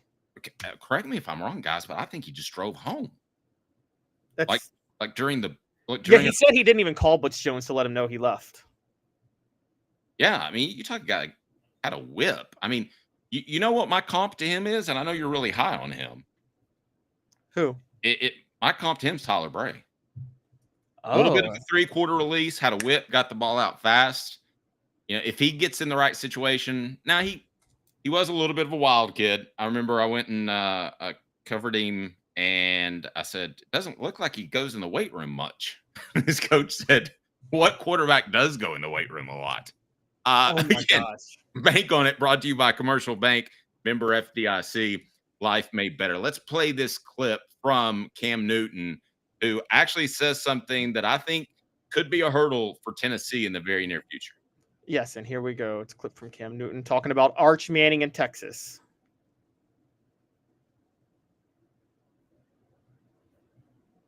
Texas. I forgot to into the University of Texas with the understanding that they're trying to put Arch Manning in the best situation to be developed over time. It's not about playing. That's going to come. But who's going to develop this specific talent to be the best talent by the time he's eligible to go to the next level? A lot of these parents and a lot of these players get so jaded off of the fact that, hey, I'm trying to play early. No. Scratch that. Go somewhere that after 3 years, you could put yourself in a position to go to the league. That doesn't mean that I'm going somewhere where I could play early or start. Just because you're starting doesn't mean you're getting developed. I've always felt like I was more talented than Tim Tebow, but I needed Tim Tebow to show me what I lacked. Tim Tebow is an unbelievable leader, verbally and by actions. Arch would be a fool if he has not learned anything from Quinn Ewers, how he prepared, how he lead his team, and just how he handled and managed the expectations for being a quarterback at a university like Texas. The synonym for Heisman is hype. The player who has the most hype typically wins the Heisman. I don't think another quarterback has had this much hype at the University of Texas since the great Vince Young. You are a freaking fool if you don't think. That's good. It came in. Of course, nobody's had the hype of Vince Young. I mean, since Vince Young, who's Arch Manning? Other than that, who's Texas had besides Arch Manning? I mean, they've had good players. Don't get me wrong, but Vince Young was a highly. Well, Colt McCoy had a heck of a 4-year run there too at Texas. He did, but he wasn't a hype guy. You know, you didn't go into the season thinking he's a Heisman finalist, did you? Well, maybe his last year, because remember it was like Colt McCoy, Tim Tebow, Sam Bradford, and it was like who's the best quarterback of those three? So when did Cam Newton steal Andre 3000's identity? It looked like that, and you could tell he was at a Michelin conference talking to executives because he wore all blue and yellow. Did you notice that? I didn't Not even just notice. a Michelin jacket, but that's how these guys make $50,000 in a day. All right, how this helps Josh Heupel, which I'll get to, how it hurts him.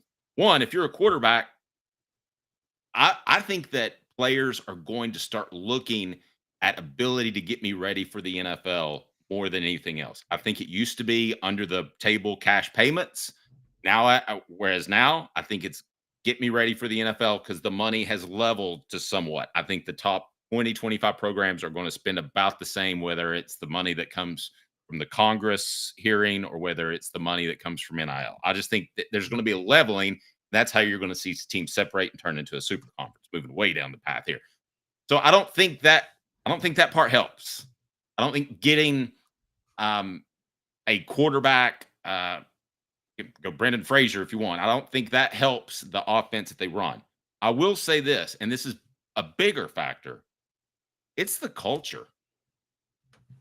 I mean, I just go back to my dealings with Jacob Warren, with Cooper Mays, and those weren't the only ones. I mean, I saw these guys at public functions. Caleb, I just firmly believe that the culture is in place. And does it end up paying off? You still got to get the 5-star defensive tackles, right? Correct. You do. Does it end up paying off? I don't know. But I would argue that Josh Heupel is ahead of the curve in this regard as far as building culture. And really, maybe he's not ahead of the curve. You know, that's like saying Jesus was ahead of the curve saying not to sin. I mean, you should do things the right way, right? Right. Exactly. I do mostly agree with you, though. But we see this with Josh Heupel because there's things he focused on that help establish culture. Let's be honest. Rodney Garner was a hire for culture as much as anything else, right? He gets those defensive linemen to play together. They love each other. He's great for culture. I think a lot of what we think about in coaching is culture, and we kind of forget it. Now, look, when you're loaded up on talent, sometimes you don't have to establish culture. I'm sorry, but like, people can say Nick Saban established culture. When you have that much talent, you don't need culture. You sleepwalk your way to a national title sometimes when you're that loaded. But I agree. Yeah, I don't think that 2001 Miami team had great culture. They didn't need it. They were so dominant over everybody else. I do think that culture, particularly if you can't get like the number one top tier talent, can be just enough to get you over the edge against certain teams. Look, let's talk about this. I mean, you've talked about this all the time. You wrote a book about it. The 98 team, the culture won the national title as much as anything they had talent-wise. Now, they had talent. Let's not pretend they didn't have talent. But, Dave, who's closer as a unit? The Bad Boy Pistons or the 98 Tennessee football team? Repeat that question one more time. Let me mull on that. That's what I do when I need a second to think. Caleb, caught me off guard. Who was closer as a unit? Who was closer as a unit? The Bad Boy Pistons or the 98 Tennessee football team? Yeah, I don't know what you're driving at, because I think the Pistons were us against the world, which formed a really good culture. Now, they were thugs and they did the Jordan rules where they knocked Michael around. No, that's what I mean. They had an amazing culture. Okay, sorry. Yeah. Who was closer as a unit? Which team were the players closer as a unit to each other? I mean, I've always said the closest unit team of all time in the pros was the Bad Boy Pistons, because they had the all us against the wall mentality. They knew everybody hated them, and they fell in love with that image. The 98 team didn't have like a bad boy image, but they did have an us against the world mentality, and it made them extremely close. You know, that Pistons team wins 5 championships for a guy named Larry Bird. That Pistons team should have won 3. They got cheated against the Lakers in game 7. All right, Dylan says culture can only get you so far. I don't know one elite football team that was full of Saints. I agree. No one said that you have to have Saints to have a good culture, though. I agree. Now, somebody else on our message board brought this up, and I thought that it was very apropos. No one knew Hendon's name, referring to Hendon Hooker, before Heupel made him a Heisman contender. Well, I knew his name because I have the same last name. But there's a lot of truth to that. Now, I'm going to argue this, though, and I think it was Real Deal that put this. Todd put this in there. I believe in my heart of hearts that Hendon Hooker had a special touch on the deep ball. He was accurate everywhere, don't get me wrong. But I think it's 50-50 what Josh Heupel did, and it was a great fit for him able to drop dimes from 60 yards. Oh, I am 100% agreeing. When we talk about culture, I mean, was the culture Heupel's culture or Hendon Hooker's culture? Did anybody establish a culture the way? I mean, Hendon Hooker really established that culture at Tennessee as much as anybody. Yep. And, you know, we basically can talk about Hendon Hooker. I think won over the team a lot. Look, I'm just going to say this. No one said this to me outright, but there, I've heard some things from things you've been told about the team. I know things Jimmy Hyams has been told. I've talked to some other reporters. I'm going to go ahead and make a leap based on the limited amount of evidence I have, this is my leap, Dave. I think Heupel would have been fired within 2 years had Joe Milton not gotten hurt in week 2 and Hendon Hooker didn't come in. Half of that reason is because Joe Milton wasn't as good as Hooker. The other half, I think Josh Heupel almost lost the team by naming Milton the starter over Hooker, because I think the team gravitated way more towards Hooker than Milton. Okay, here's why I'm going to disagree with that, and it's Bank on It, brought to you by Commercial Bank. Commercial Bank is your neighborhood bank. What makes us different from other banks? We understand that every customer has unique opportunities, challenges, and financial concerns. We don't expect you to fit into the same box as the next person or business. Whether it's purchasing a home, saving for your child's future, or planning for your next vacation, we're with you every step of the way to navigate life's big decisions. Commercial Bank. Life made better.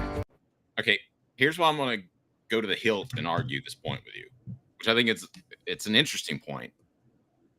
Joe Milton was such a player favorite. They all loved him. They probably knew deep down that the guy couldn't play as well as Hendon Hooker, but he was so well liked. You have to remember, under your scenario, you never see Hendon Hooker play that well in a game. But I'm going to disagree with you, but for a totally different reason. I think Joe Milton became liked because of the way he accepted being a backup.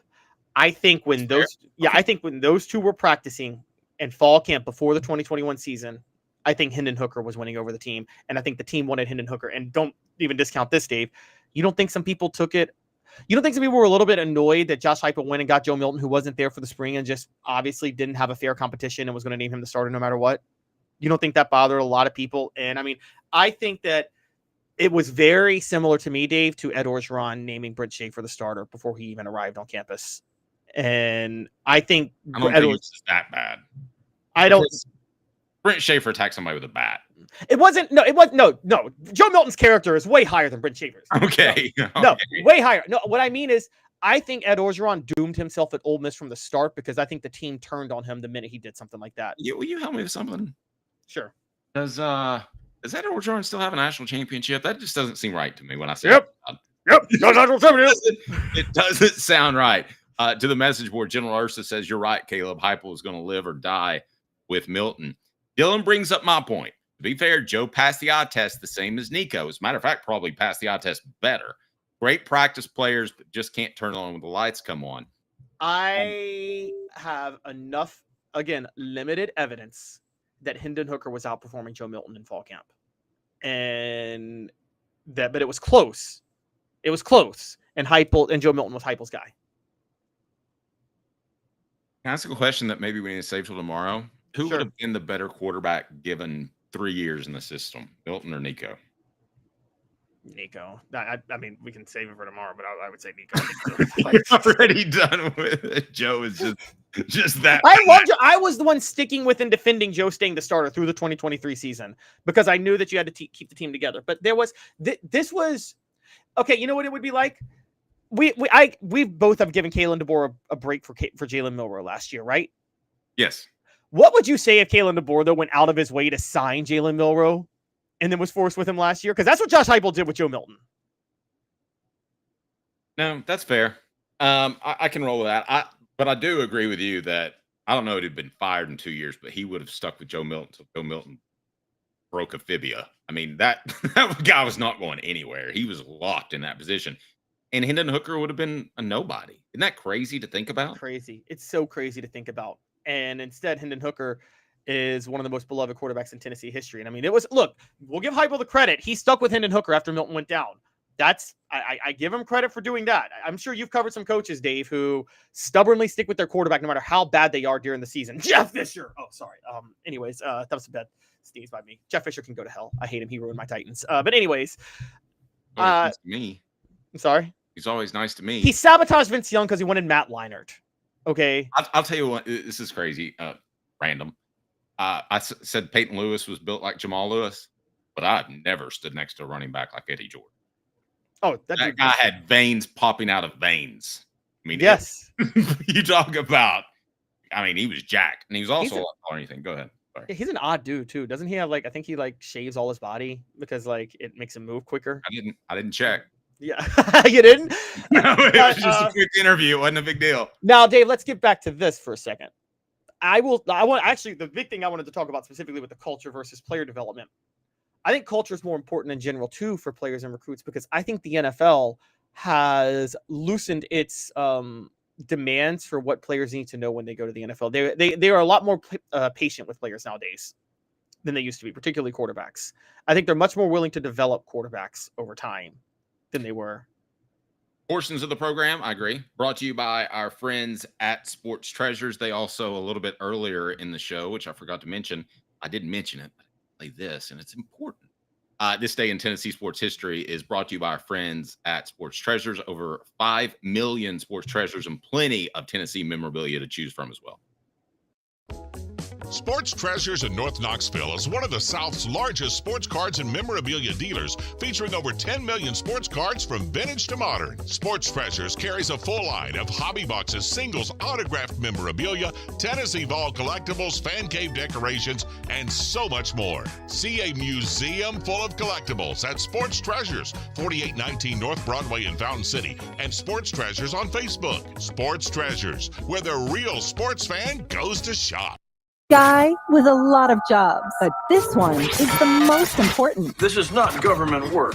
As such, I treat it with care and attention. Until someone else calls. The Dave Hooker Show with Caleb Calhoun. Represented by T. Scott Jones. BanksandJones.com. Tennessee's trial attorney. From the Ted Russell Ford Lincoln Studio, East Tennessee's #1 volume and customer service dealer. Ted Russell Ford and TedRussellLincoln.net. Now to the Dave Hooker Show on Off the Hook Sports. All right, this is true on the message board. We'll get to this and back to some Tennessee topics. Adam says, we hear all these stories of Michael Jordan getting mad and turning it on. Dude rarely gave it all. Just random question. How many times do you think Michael Jordan played his hardest? Percentage of games? I think more than most players. I would say, Michael Jordan played 82 games almost every season when he played. And look, this is not fair when we talk about like turning it on and giving 110%, because let's remember, Dave, you know what I call somebody who gives 110% every single play, every single time they're out there? A liar, because you can't give 110%. Someone who's dead tired by the second quarter of a game and who can't do anything more. Yeah. You know, this is pay. You don't ask a cross-country runner to sprint his heart out the first like 5 minutes, or a marathon runner. That's stupid. You have to pace yourself. It would be dumb to give 110% immediately. I guess what I was getting at as I do believe that he went to a casino the night before the flu game. Oh, I believe he did the night before the Knicks lost to the Bulls win at the Knicks. I don't think he did the night before the flu game. I think he was. I think he did just get food poisoning in that one. But you think he was hungover? Yeah. Well, the reason I think, and I got a couple of years on you, so this might add some perspective. It started out with the flu game, and then about 5, 6, 7 years in, it turned into the stomach flu game. Those are really two different things. Well, yeah, because the flu is contagious. No one would have let him play with the flu. Yeah, I mean, look, let's put it this way. It's but there were moments that Michael Jordan, I think he gave his all more than most. I think he had some problems, some gambling addiction problems. Yes. That 97, 98 season. How do you have a gambling addiction problem when you've got $6 billion sitting in the bank? The guy. It's weird. It's crazy, but he did. I think, but that 97, 98 season when he won his final title with the Bulls, where Scottie Pippen had to leave Game 6 with a bad back, Michael Jordan was like 34 and pretty much just, he emptied the tank in that series. That was an ugly series the Bulls won. This is a great assessment by Justin. Hooker processed very fast, knew the playbook, and made audibles without looking at the sidelines. He was throwing deep balls accurately with Cedric Tillman on the outside. I agree with that. And by the way, Cedric Tillman's another athlete that in person is far more impressive than you would ever have imagined. Coming up, we are going to get to Tennessee coach got a raise. Is it appropriate? We'll discuss. Stay tuned. 2 minutes off the hook sports as we're represented by Banks & Jones, Tennessee's trial attorney, BanksandJones.com, broadcasting live from the Ted Russell Ford Lincoln Studios, TedRussellFord.net, TedRussellLincoln.net. Give me 2 minutes off the hook sports. A beacon of hope in a world of high prices. Look to the skies, Knoxville. Super Savings is here. Ted Russell Ford is East Tennessee's #1 volume Ford dealer. Employee pricing is here. You pay what we pay on all new Ford models. Come see the super dealer today at either Ted Russell Ford location, Parkside Drive, or Kingston Pike. Sports Treasures in North Knoxville is one of the South's largest sports cards and memorabilia dealers, featuring over 10 million sports cards from vintage to modern. Sports Treasures carries a full line of hobby boxes, singles, autographed memorabilia, Tennessee Vol collectibles, fan cave decorations, and so much more. See a museum full of collectibles at Sports Treasures, 4819 North Broadway in Fountain City, and Sports Treasures on Facebook. Sports Treasures, where the real sports fan goes to shop.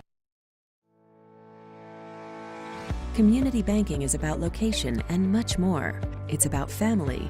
We reside in your community. We are a part of your community. At Commercial Bank, our commitment extends beyond the walls of our branches. It's displayed each day in the opportunities we provide, the money we give back, and the time we commit, all to help improve the lives of the people, families, and businesses that make our communities great. Commercial Bank, life made better. Now in its 45th year, the second and third generations continue Joe Newbert's commitment. His vision of what this business needed to be, we still try to live up to that. Joe Newbert Collision Center. Hi, Mike Davis here with City Heating and Air, reminding you to always dare to compare. Our team provides quality local heating and air service, installation, and maintenance across East Tennessee. We use only the best equipment like American Standard heating and air conditioning for your residential, new construction, or commercial needs. Honesty, dependability, and customer satisfaction have been the cornerstones of our business since 1961. City Heat and Air. Frank, like the name, but serious or something. The Dave Hooker Show with Caleb Calhoun, represented by T. Scott Jones. BanksandJones.com, Tennessee's trial attorney. From the Ted Russell Ford Lincoln Studio, East Tennessee's #1 volume and customer service dealer, Ted Russell Ford and TedRussellLincoln.net. Now to the Dave Hooker Show on Off the Hook Sports. Did you see the news about Jalen Hyatt over the weekend? For some reason, there's a Jalen Hyatt discussion that's broke out the message board. Did you see that over the weekend? I saw something about him. He said something about, like, what did he say? Transforming his body? Yeah, he's put on 20 pounds, which he goes from about mid 170s to mid 190s. One of three things are happening there. Either he's lazy and didn't like going to the weight room, or he didn't like going to the weight room at Tennessee, or he just doesn't like working out. You don't think it could have been a training decision to reshape his body because he may not have felt he was ready for the NFL, or that he had? Yeah, but he should have done that earlier. I mean, it was like the Riley Ferguson thing I just mentioned.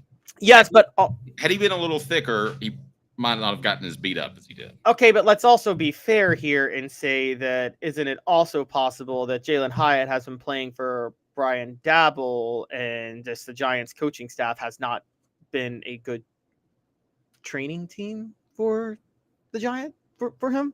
Maybe they have a training philosophy that's bad.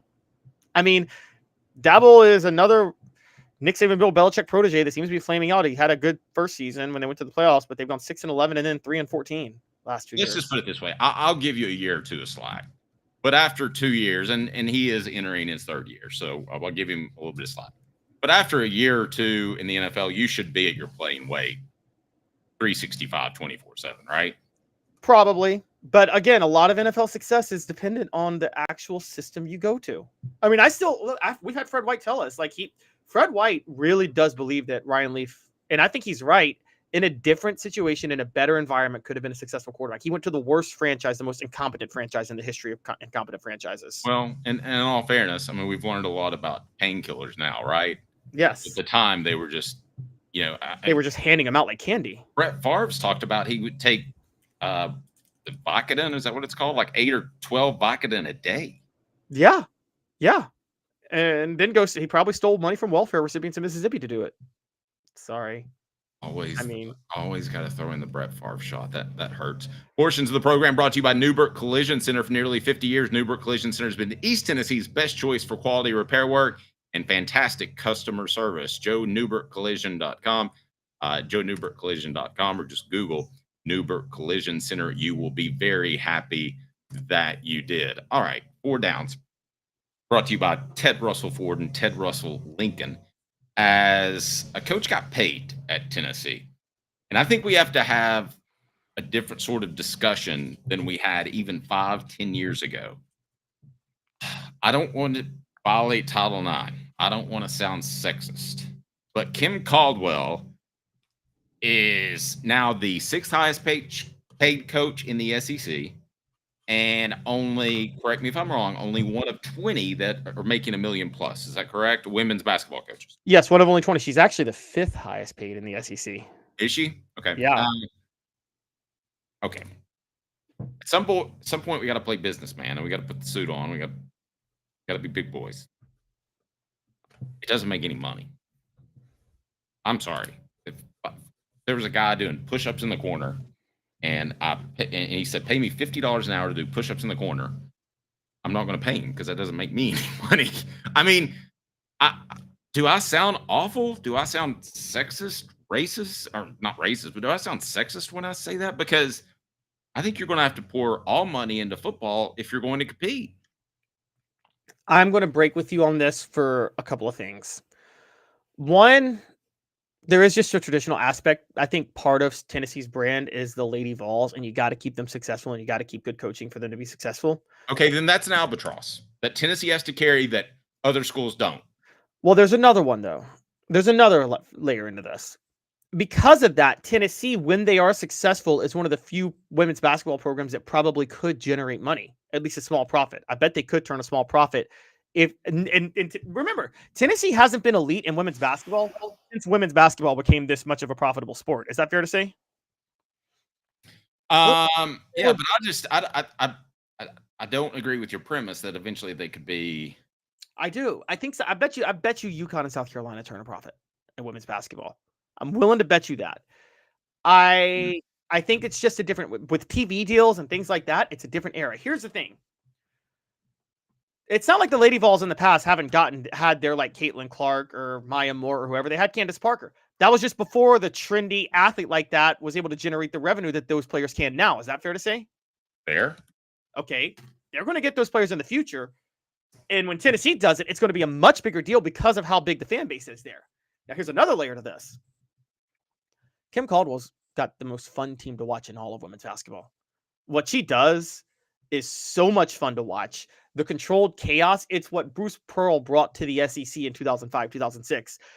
Now, Kim Caldwell does these rotations of like 5 and 5, so it'll be hard to get a trending player when that's happening. But God, those teams are fun to watch. I mean, they just play we just talked about who plays 110% all the time. They look like they play 110% all the time. They turn up the tempo to an insane degree. They set the SEC record for 3-pointers made in women's basketball last year, her first year there. So that's going to be a show. They're going to be a showstopper. They already were. You get Danny White, and here's the thing you got to remember, Dave. Danny White's openly told people this. He doesn't hire coaches for wins. He hires coaches for marketing. Well, both. Yeah, maybe both. But he knows what he'd hire Tom Osborne running the single wing if they would win 4 championships. Well, that Tom Osborne offense was fun to watch, though, because they were somehow scoring 70 points a game when they were doing it. Steroids. Yes, I think that Kim Caldwell's got the most fun system in all of women's basketball. No one's tried this before. Women's basketball traditionally, and Dave, for as long as you've been watching, goes 2 routes. They go the Gina Auriemma route, which is the elite guards that kind of circle the wing and run a half-court system where they're just, one of them's going to score and they're so dominant. Or they go the Pat Summitt or Dawn Staley route, which is you get an elite, I don't want to say big woman like big man because that just sounds wrong, but like you get an elite post player, an elite big woman. Like I think junk in the trunk is what you're supposed to use. You get an elite post. I think that's it. You get an elite. You get might be a new long running joke because Dylan asked, "What's the best long running joke on the show?" Favre's thievery or Karl Malone's liking for younger women.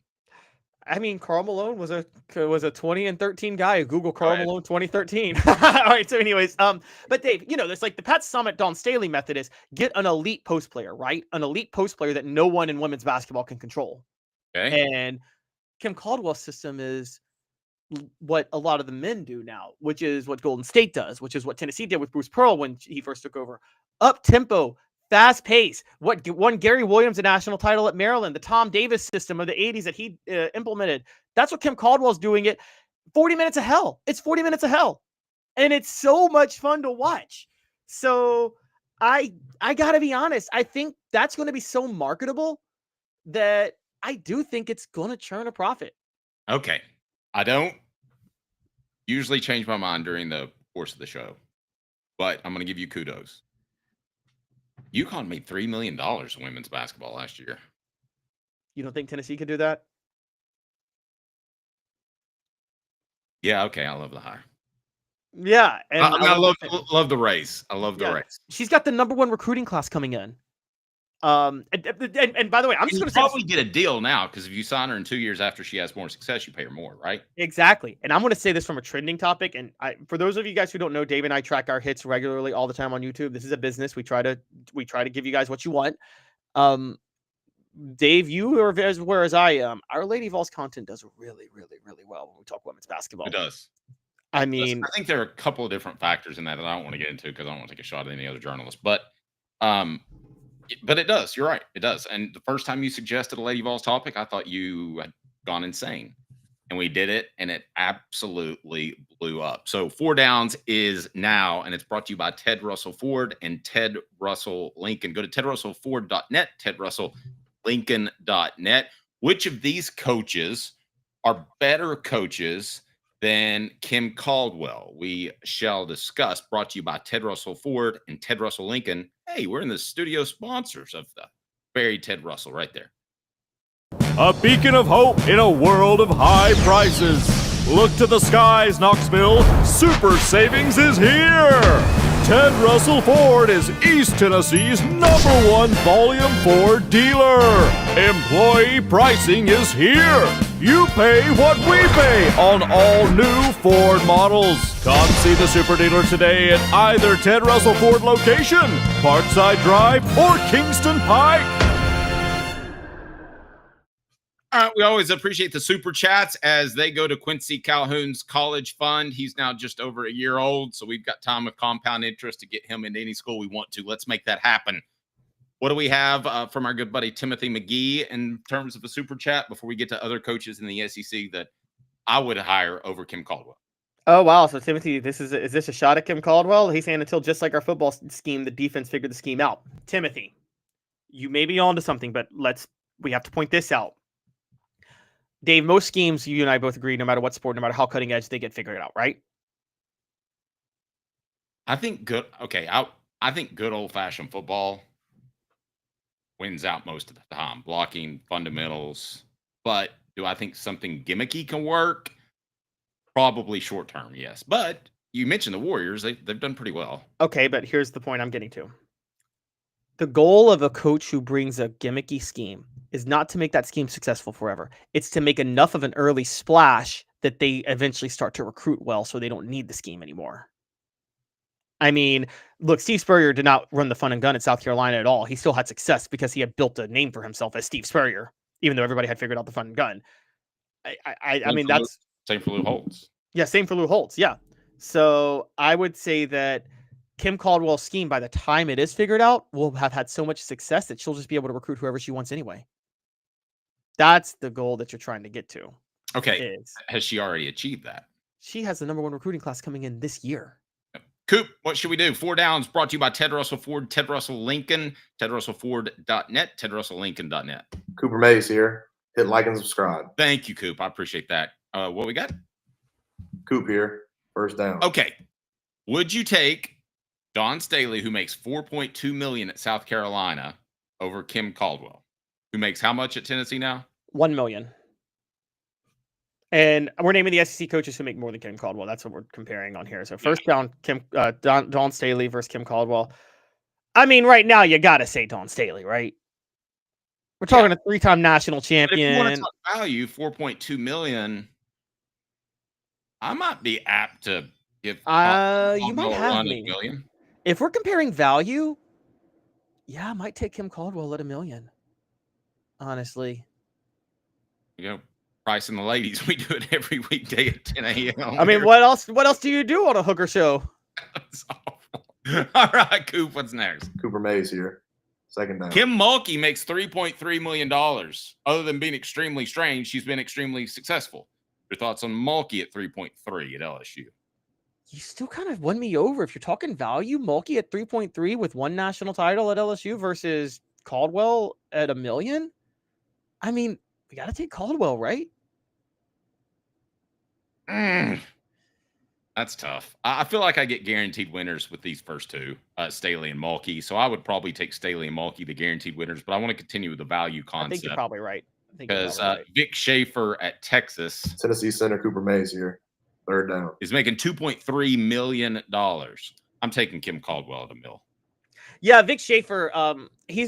Vic Schaefer is the best X's and O's coach in all of women's basketball. Not a great recruiter and never has been for some reason. He's better at Texas than he was at Mississippi State.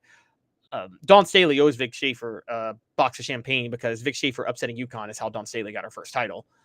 But didn't hurt. The same way, I think that Tennessee owes Brandon Stewart a lot of money because I don't think Tennessee's beating Kansas State if they have to play them in the national title game in '98. Not because they weren't better, but because John Chavis would never have figured out that triple option to beat them. So, I mean, well, look at the 2001 SEC championship game. He did fine then, didn't he? Oh yeah, the quarterback draw. I mean, SEC center Cooper Mays here. Fourth down. We weren't prepared for the quarterback draw. That's a real complex thing you got to figure out now. Yeah, Joni Taylor makes $1.5 million. No question, I'm taking Kim Caldwell over Joni Taylor. Joni Taylor should have to. Joni Taylor is. Joni Taylor should have to pay back her $1.5 million after what she did last year, going 10-19 at Texas A&M. Like, yeah, I would sue her if I were Texas No. I got to get to this. Lindsay, I'll get right back to you. A super chat that's going to go to Quincy Calhoun's college fund. Okay, this is pretty good. Kim makes more than Kent State's head football coach. Well, I mean, we don't know how much Kent State's football coach made on the side. We're talking about Kenny Burns because Kenny Burns we're pretty sure, throwing some games last year. So you're sure of that? I'm not sure of that. Okay, wait, no. Tennessee had a 65-0 lead over Kent State at halftime. Dave. Tennessee had a 65-0 lead over Kent State at halftime. Josh Heupel offered Kenny Burns, you want to just do how you can speed up the clock if it's a big blowout in the second half? Yeah. Kenny Burns turned it down. He wanted his team to get blown out by more. Okay, who would be the better coach of the Lady Vols? Would it be Kim Caldwell or Kenny Burns? I'm pretty sure it'd be Kim Caldwell, but I would pay to watch it. Who is a better gambler, Kim Caldwell? I mean, Michael Jordan or Kenny Burns? Some people would say you. Okay. Let's get to Lindsay's character again. Lindsay's tweet. Oh yeah, bring that up for me. Hippo character throwing a blazing uppercut into the air while the word KO appears in the background. Sorry, I'm confused. No idea what that's referencing. No idea. Thanks for going to it. All right. Stat of the day is right now, and stat of the day gives us an opportunity to look back at some things that are done well. And I tell you what, they do things incredibly well at Newbert Collision Center. Again, check them out. Newbert Collision Center. For nearly 50 years, Newbert Collision Center has been East Tennessee's best choice for quality repair work and fantastic customer service. Just Google Newbert Collision or go to joenewbertcollision.com. It is time for the stat of the day. Here we go. I think I can hit the right button. Stat of the day. They never lie. Or do they? Stat of the day. The Dave Hooker Show with Caleb Calhoun. Off the Hook Sports. Okay, I got to get some clarification going out the door here. Adam says, I really like Caldwell's play style. I'm not convinced on her ability to teach girls how to play. It's 1 year.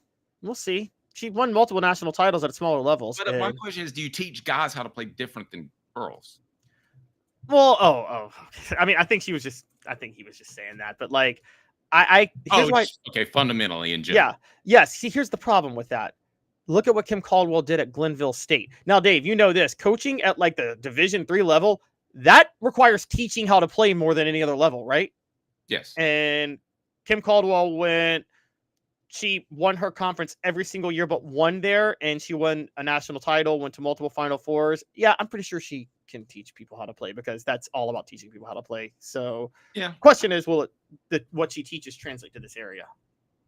But I would look at we want Warriors for a second. Is Steve Kerr the best in teaching fundamentals? I don't know. Does it matter? No, Steve Kerr. He has. Steve Kerr did apply the analytics that Mark Jackson wouldn't apply. That's why Mark Jackson developed the players and Steve Kerr turned them into a title team. So but no, there was no teaching involved. There was even less teaching involved with Phil Jackson and Michael Jordan and Scottie Pippen. That's such a lie. Like, he got them to play within themselves. No, that was just the first year Scottie Pippen was an all-star and was healthy, and they won the title. It's that simple. I think that helped. I think they had some chemistry issues. I know they had chemistry issues when they got rid of Dennis Rodman and brought in Luke Longley. No, they kept Dennis Rodman. You mean when they got in Horace Grant? Horace Grant, excuse me. Yeah. All right. So what is our stat of the day? I'm all off kilter. All right, stat of the day. One, apparently the Epstein client list had 0 clients. I don't know how that makes sense, but that was released last night. I just wanted to point that out. 0 clients? The Jeffrey Epstein client list. Oh. Yeah, I'm sorry. Shouldn't have thrown that out there, but I'm just that's some random news, and I'm like, I don't know how someone can be in jail for a client list when they report that there's 0 clients. How does that work? Anyways, and tell no tells. Yeah, exactly. Killed himself. Anyways, the other major stat of the day, though, is it's 47 days till kickoff time, till football time in Tennessee. 47 years separated Tennessee's 2 AP national championships, 1951 and 1998. Pretty good. I didn't even think of that earlier. The show represented by Banks & Jones, Tennessee's trial attorney, banksandjones.com. Check out our friends at Workout Anytime. Offers affordable fitness with high-quality equipment whenever you want it. Fitness that fits your life means there's no excuse, just results. So check them out. The show represented by Banks & Jones, Tennessee's trial attorney, banksandjones.com. We broadcast live from the Ted Russell Ford Lincoln Studios. And thank you on the way out, Drew, saying so glad Off the Hook is back this week. We are off the hook. It is football season. I mentioned this earlier. Guys, this is almost as much of a beginning of football season as the first day of preseason camp, as the first game. I mean, it's football mode now, not for us necessarily, but for the players. I mean, this is when you're actually out there throwing to receivers. You're not just doing bench press. Does it start when the first arrest is made? Is that when preseason football starts? No. Like, NFL preseason definitely starts when the first arrest is made. Let's put some money down. Who's going to get the first arrest? I don't know. My money's on Tyreek Hill. All right. He's Caleb Calhoun. I'm Dave Hooker. The show represented by Banks & Jones, Tennessee's trial attorney, banksandjones.com. We broadcast from the Ted Russell Ford Lincoln Studios. Stay tuned. Some big announcements coming up as far as guests we're going to have on the program. We appreciate you. Hit that like button real quick if you don't mind. We greatly appreciate it. And we'll be live with you weekdays at 10 a.m. or you can listen on Spotify, Apple. You can listen wherever.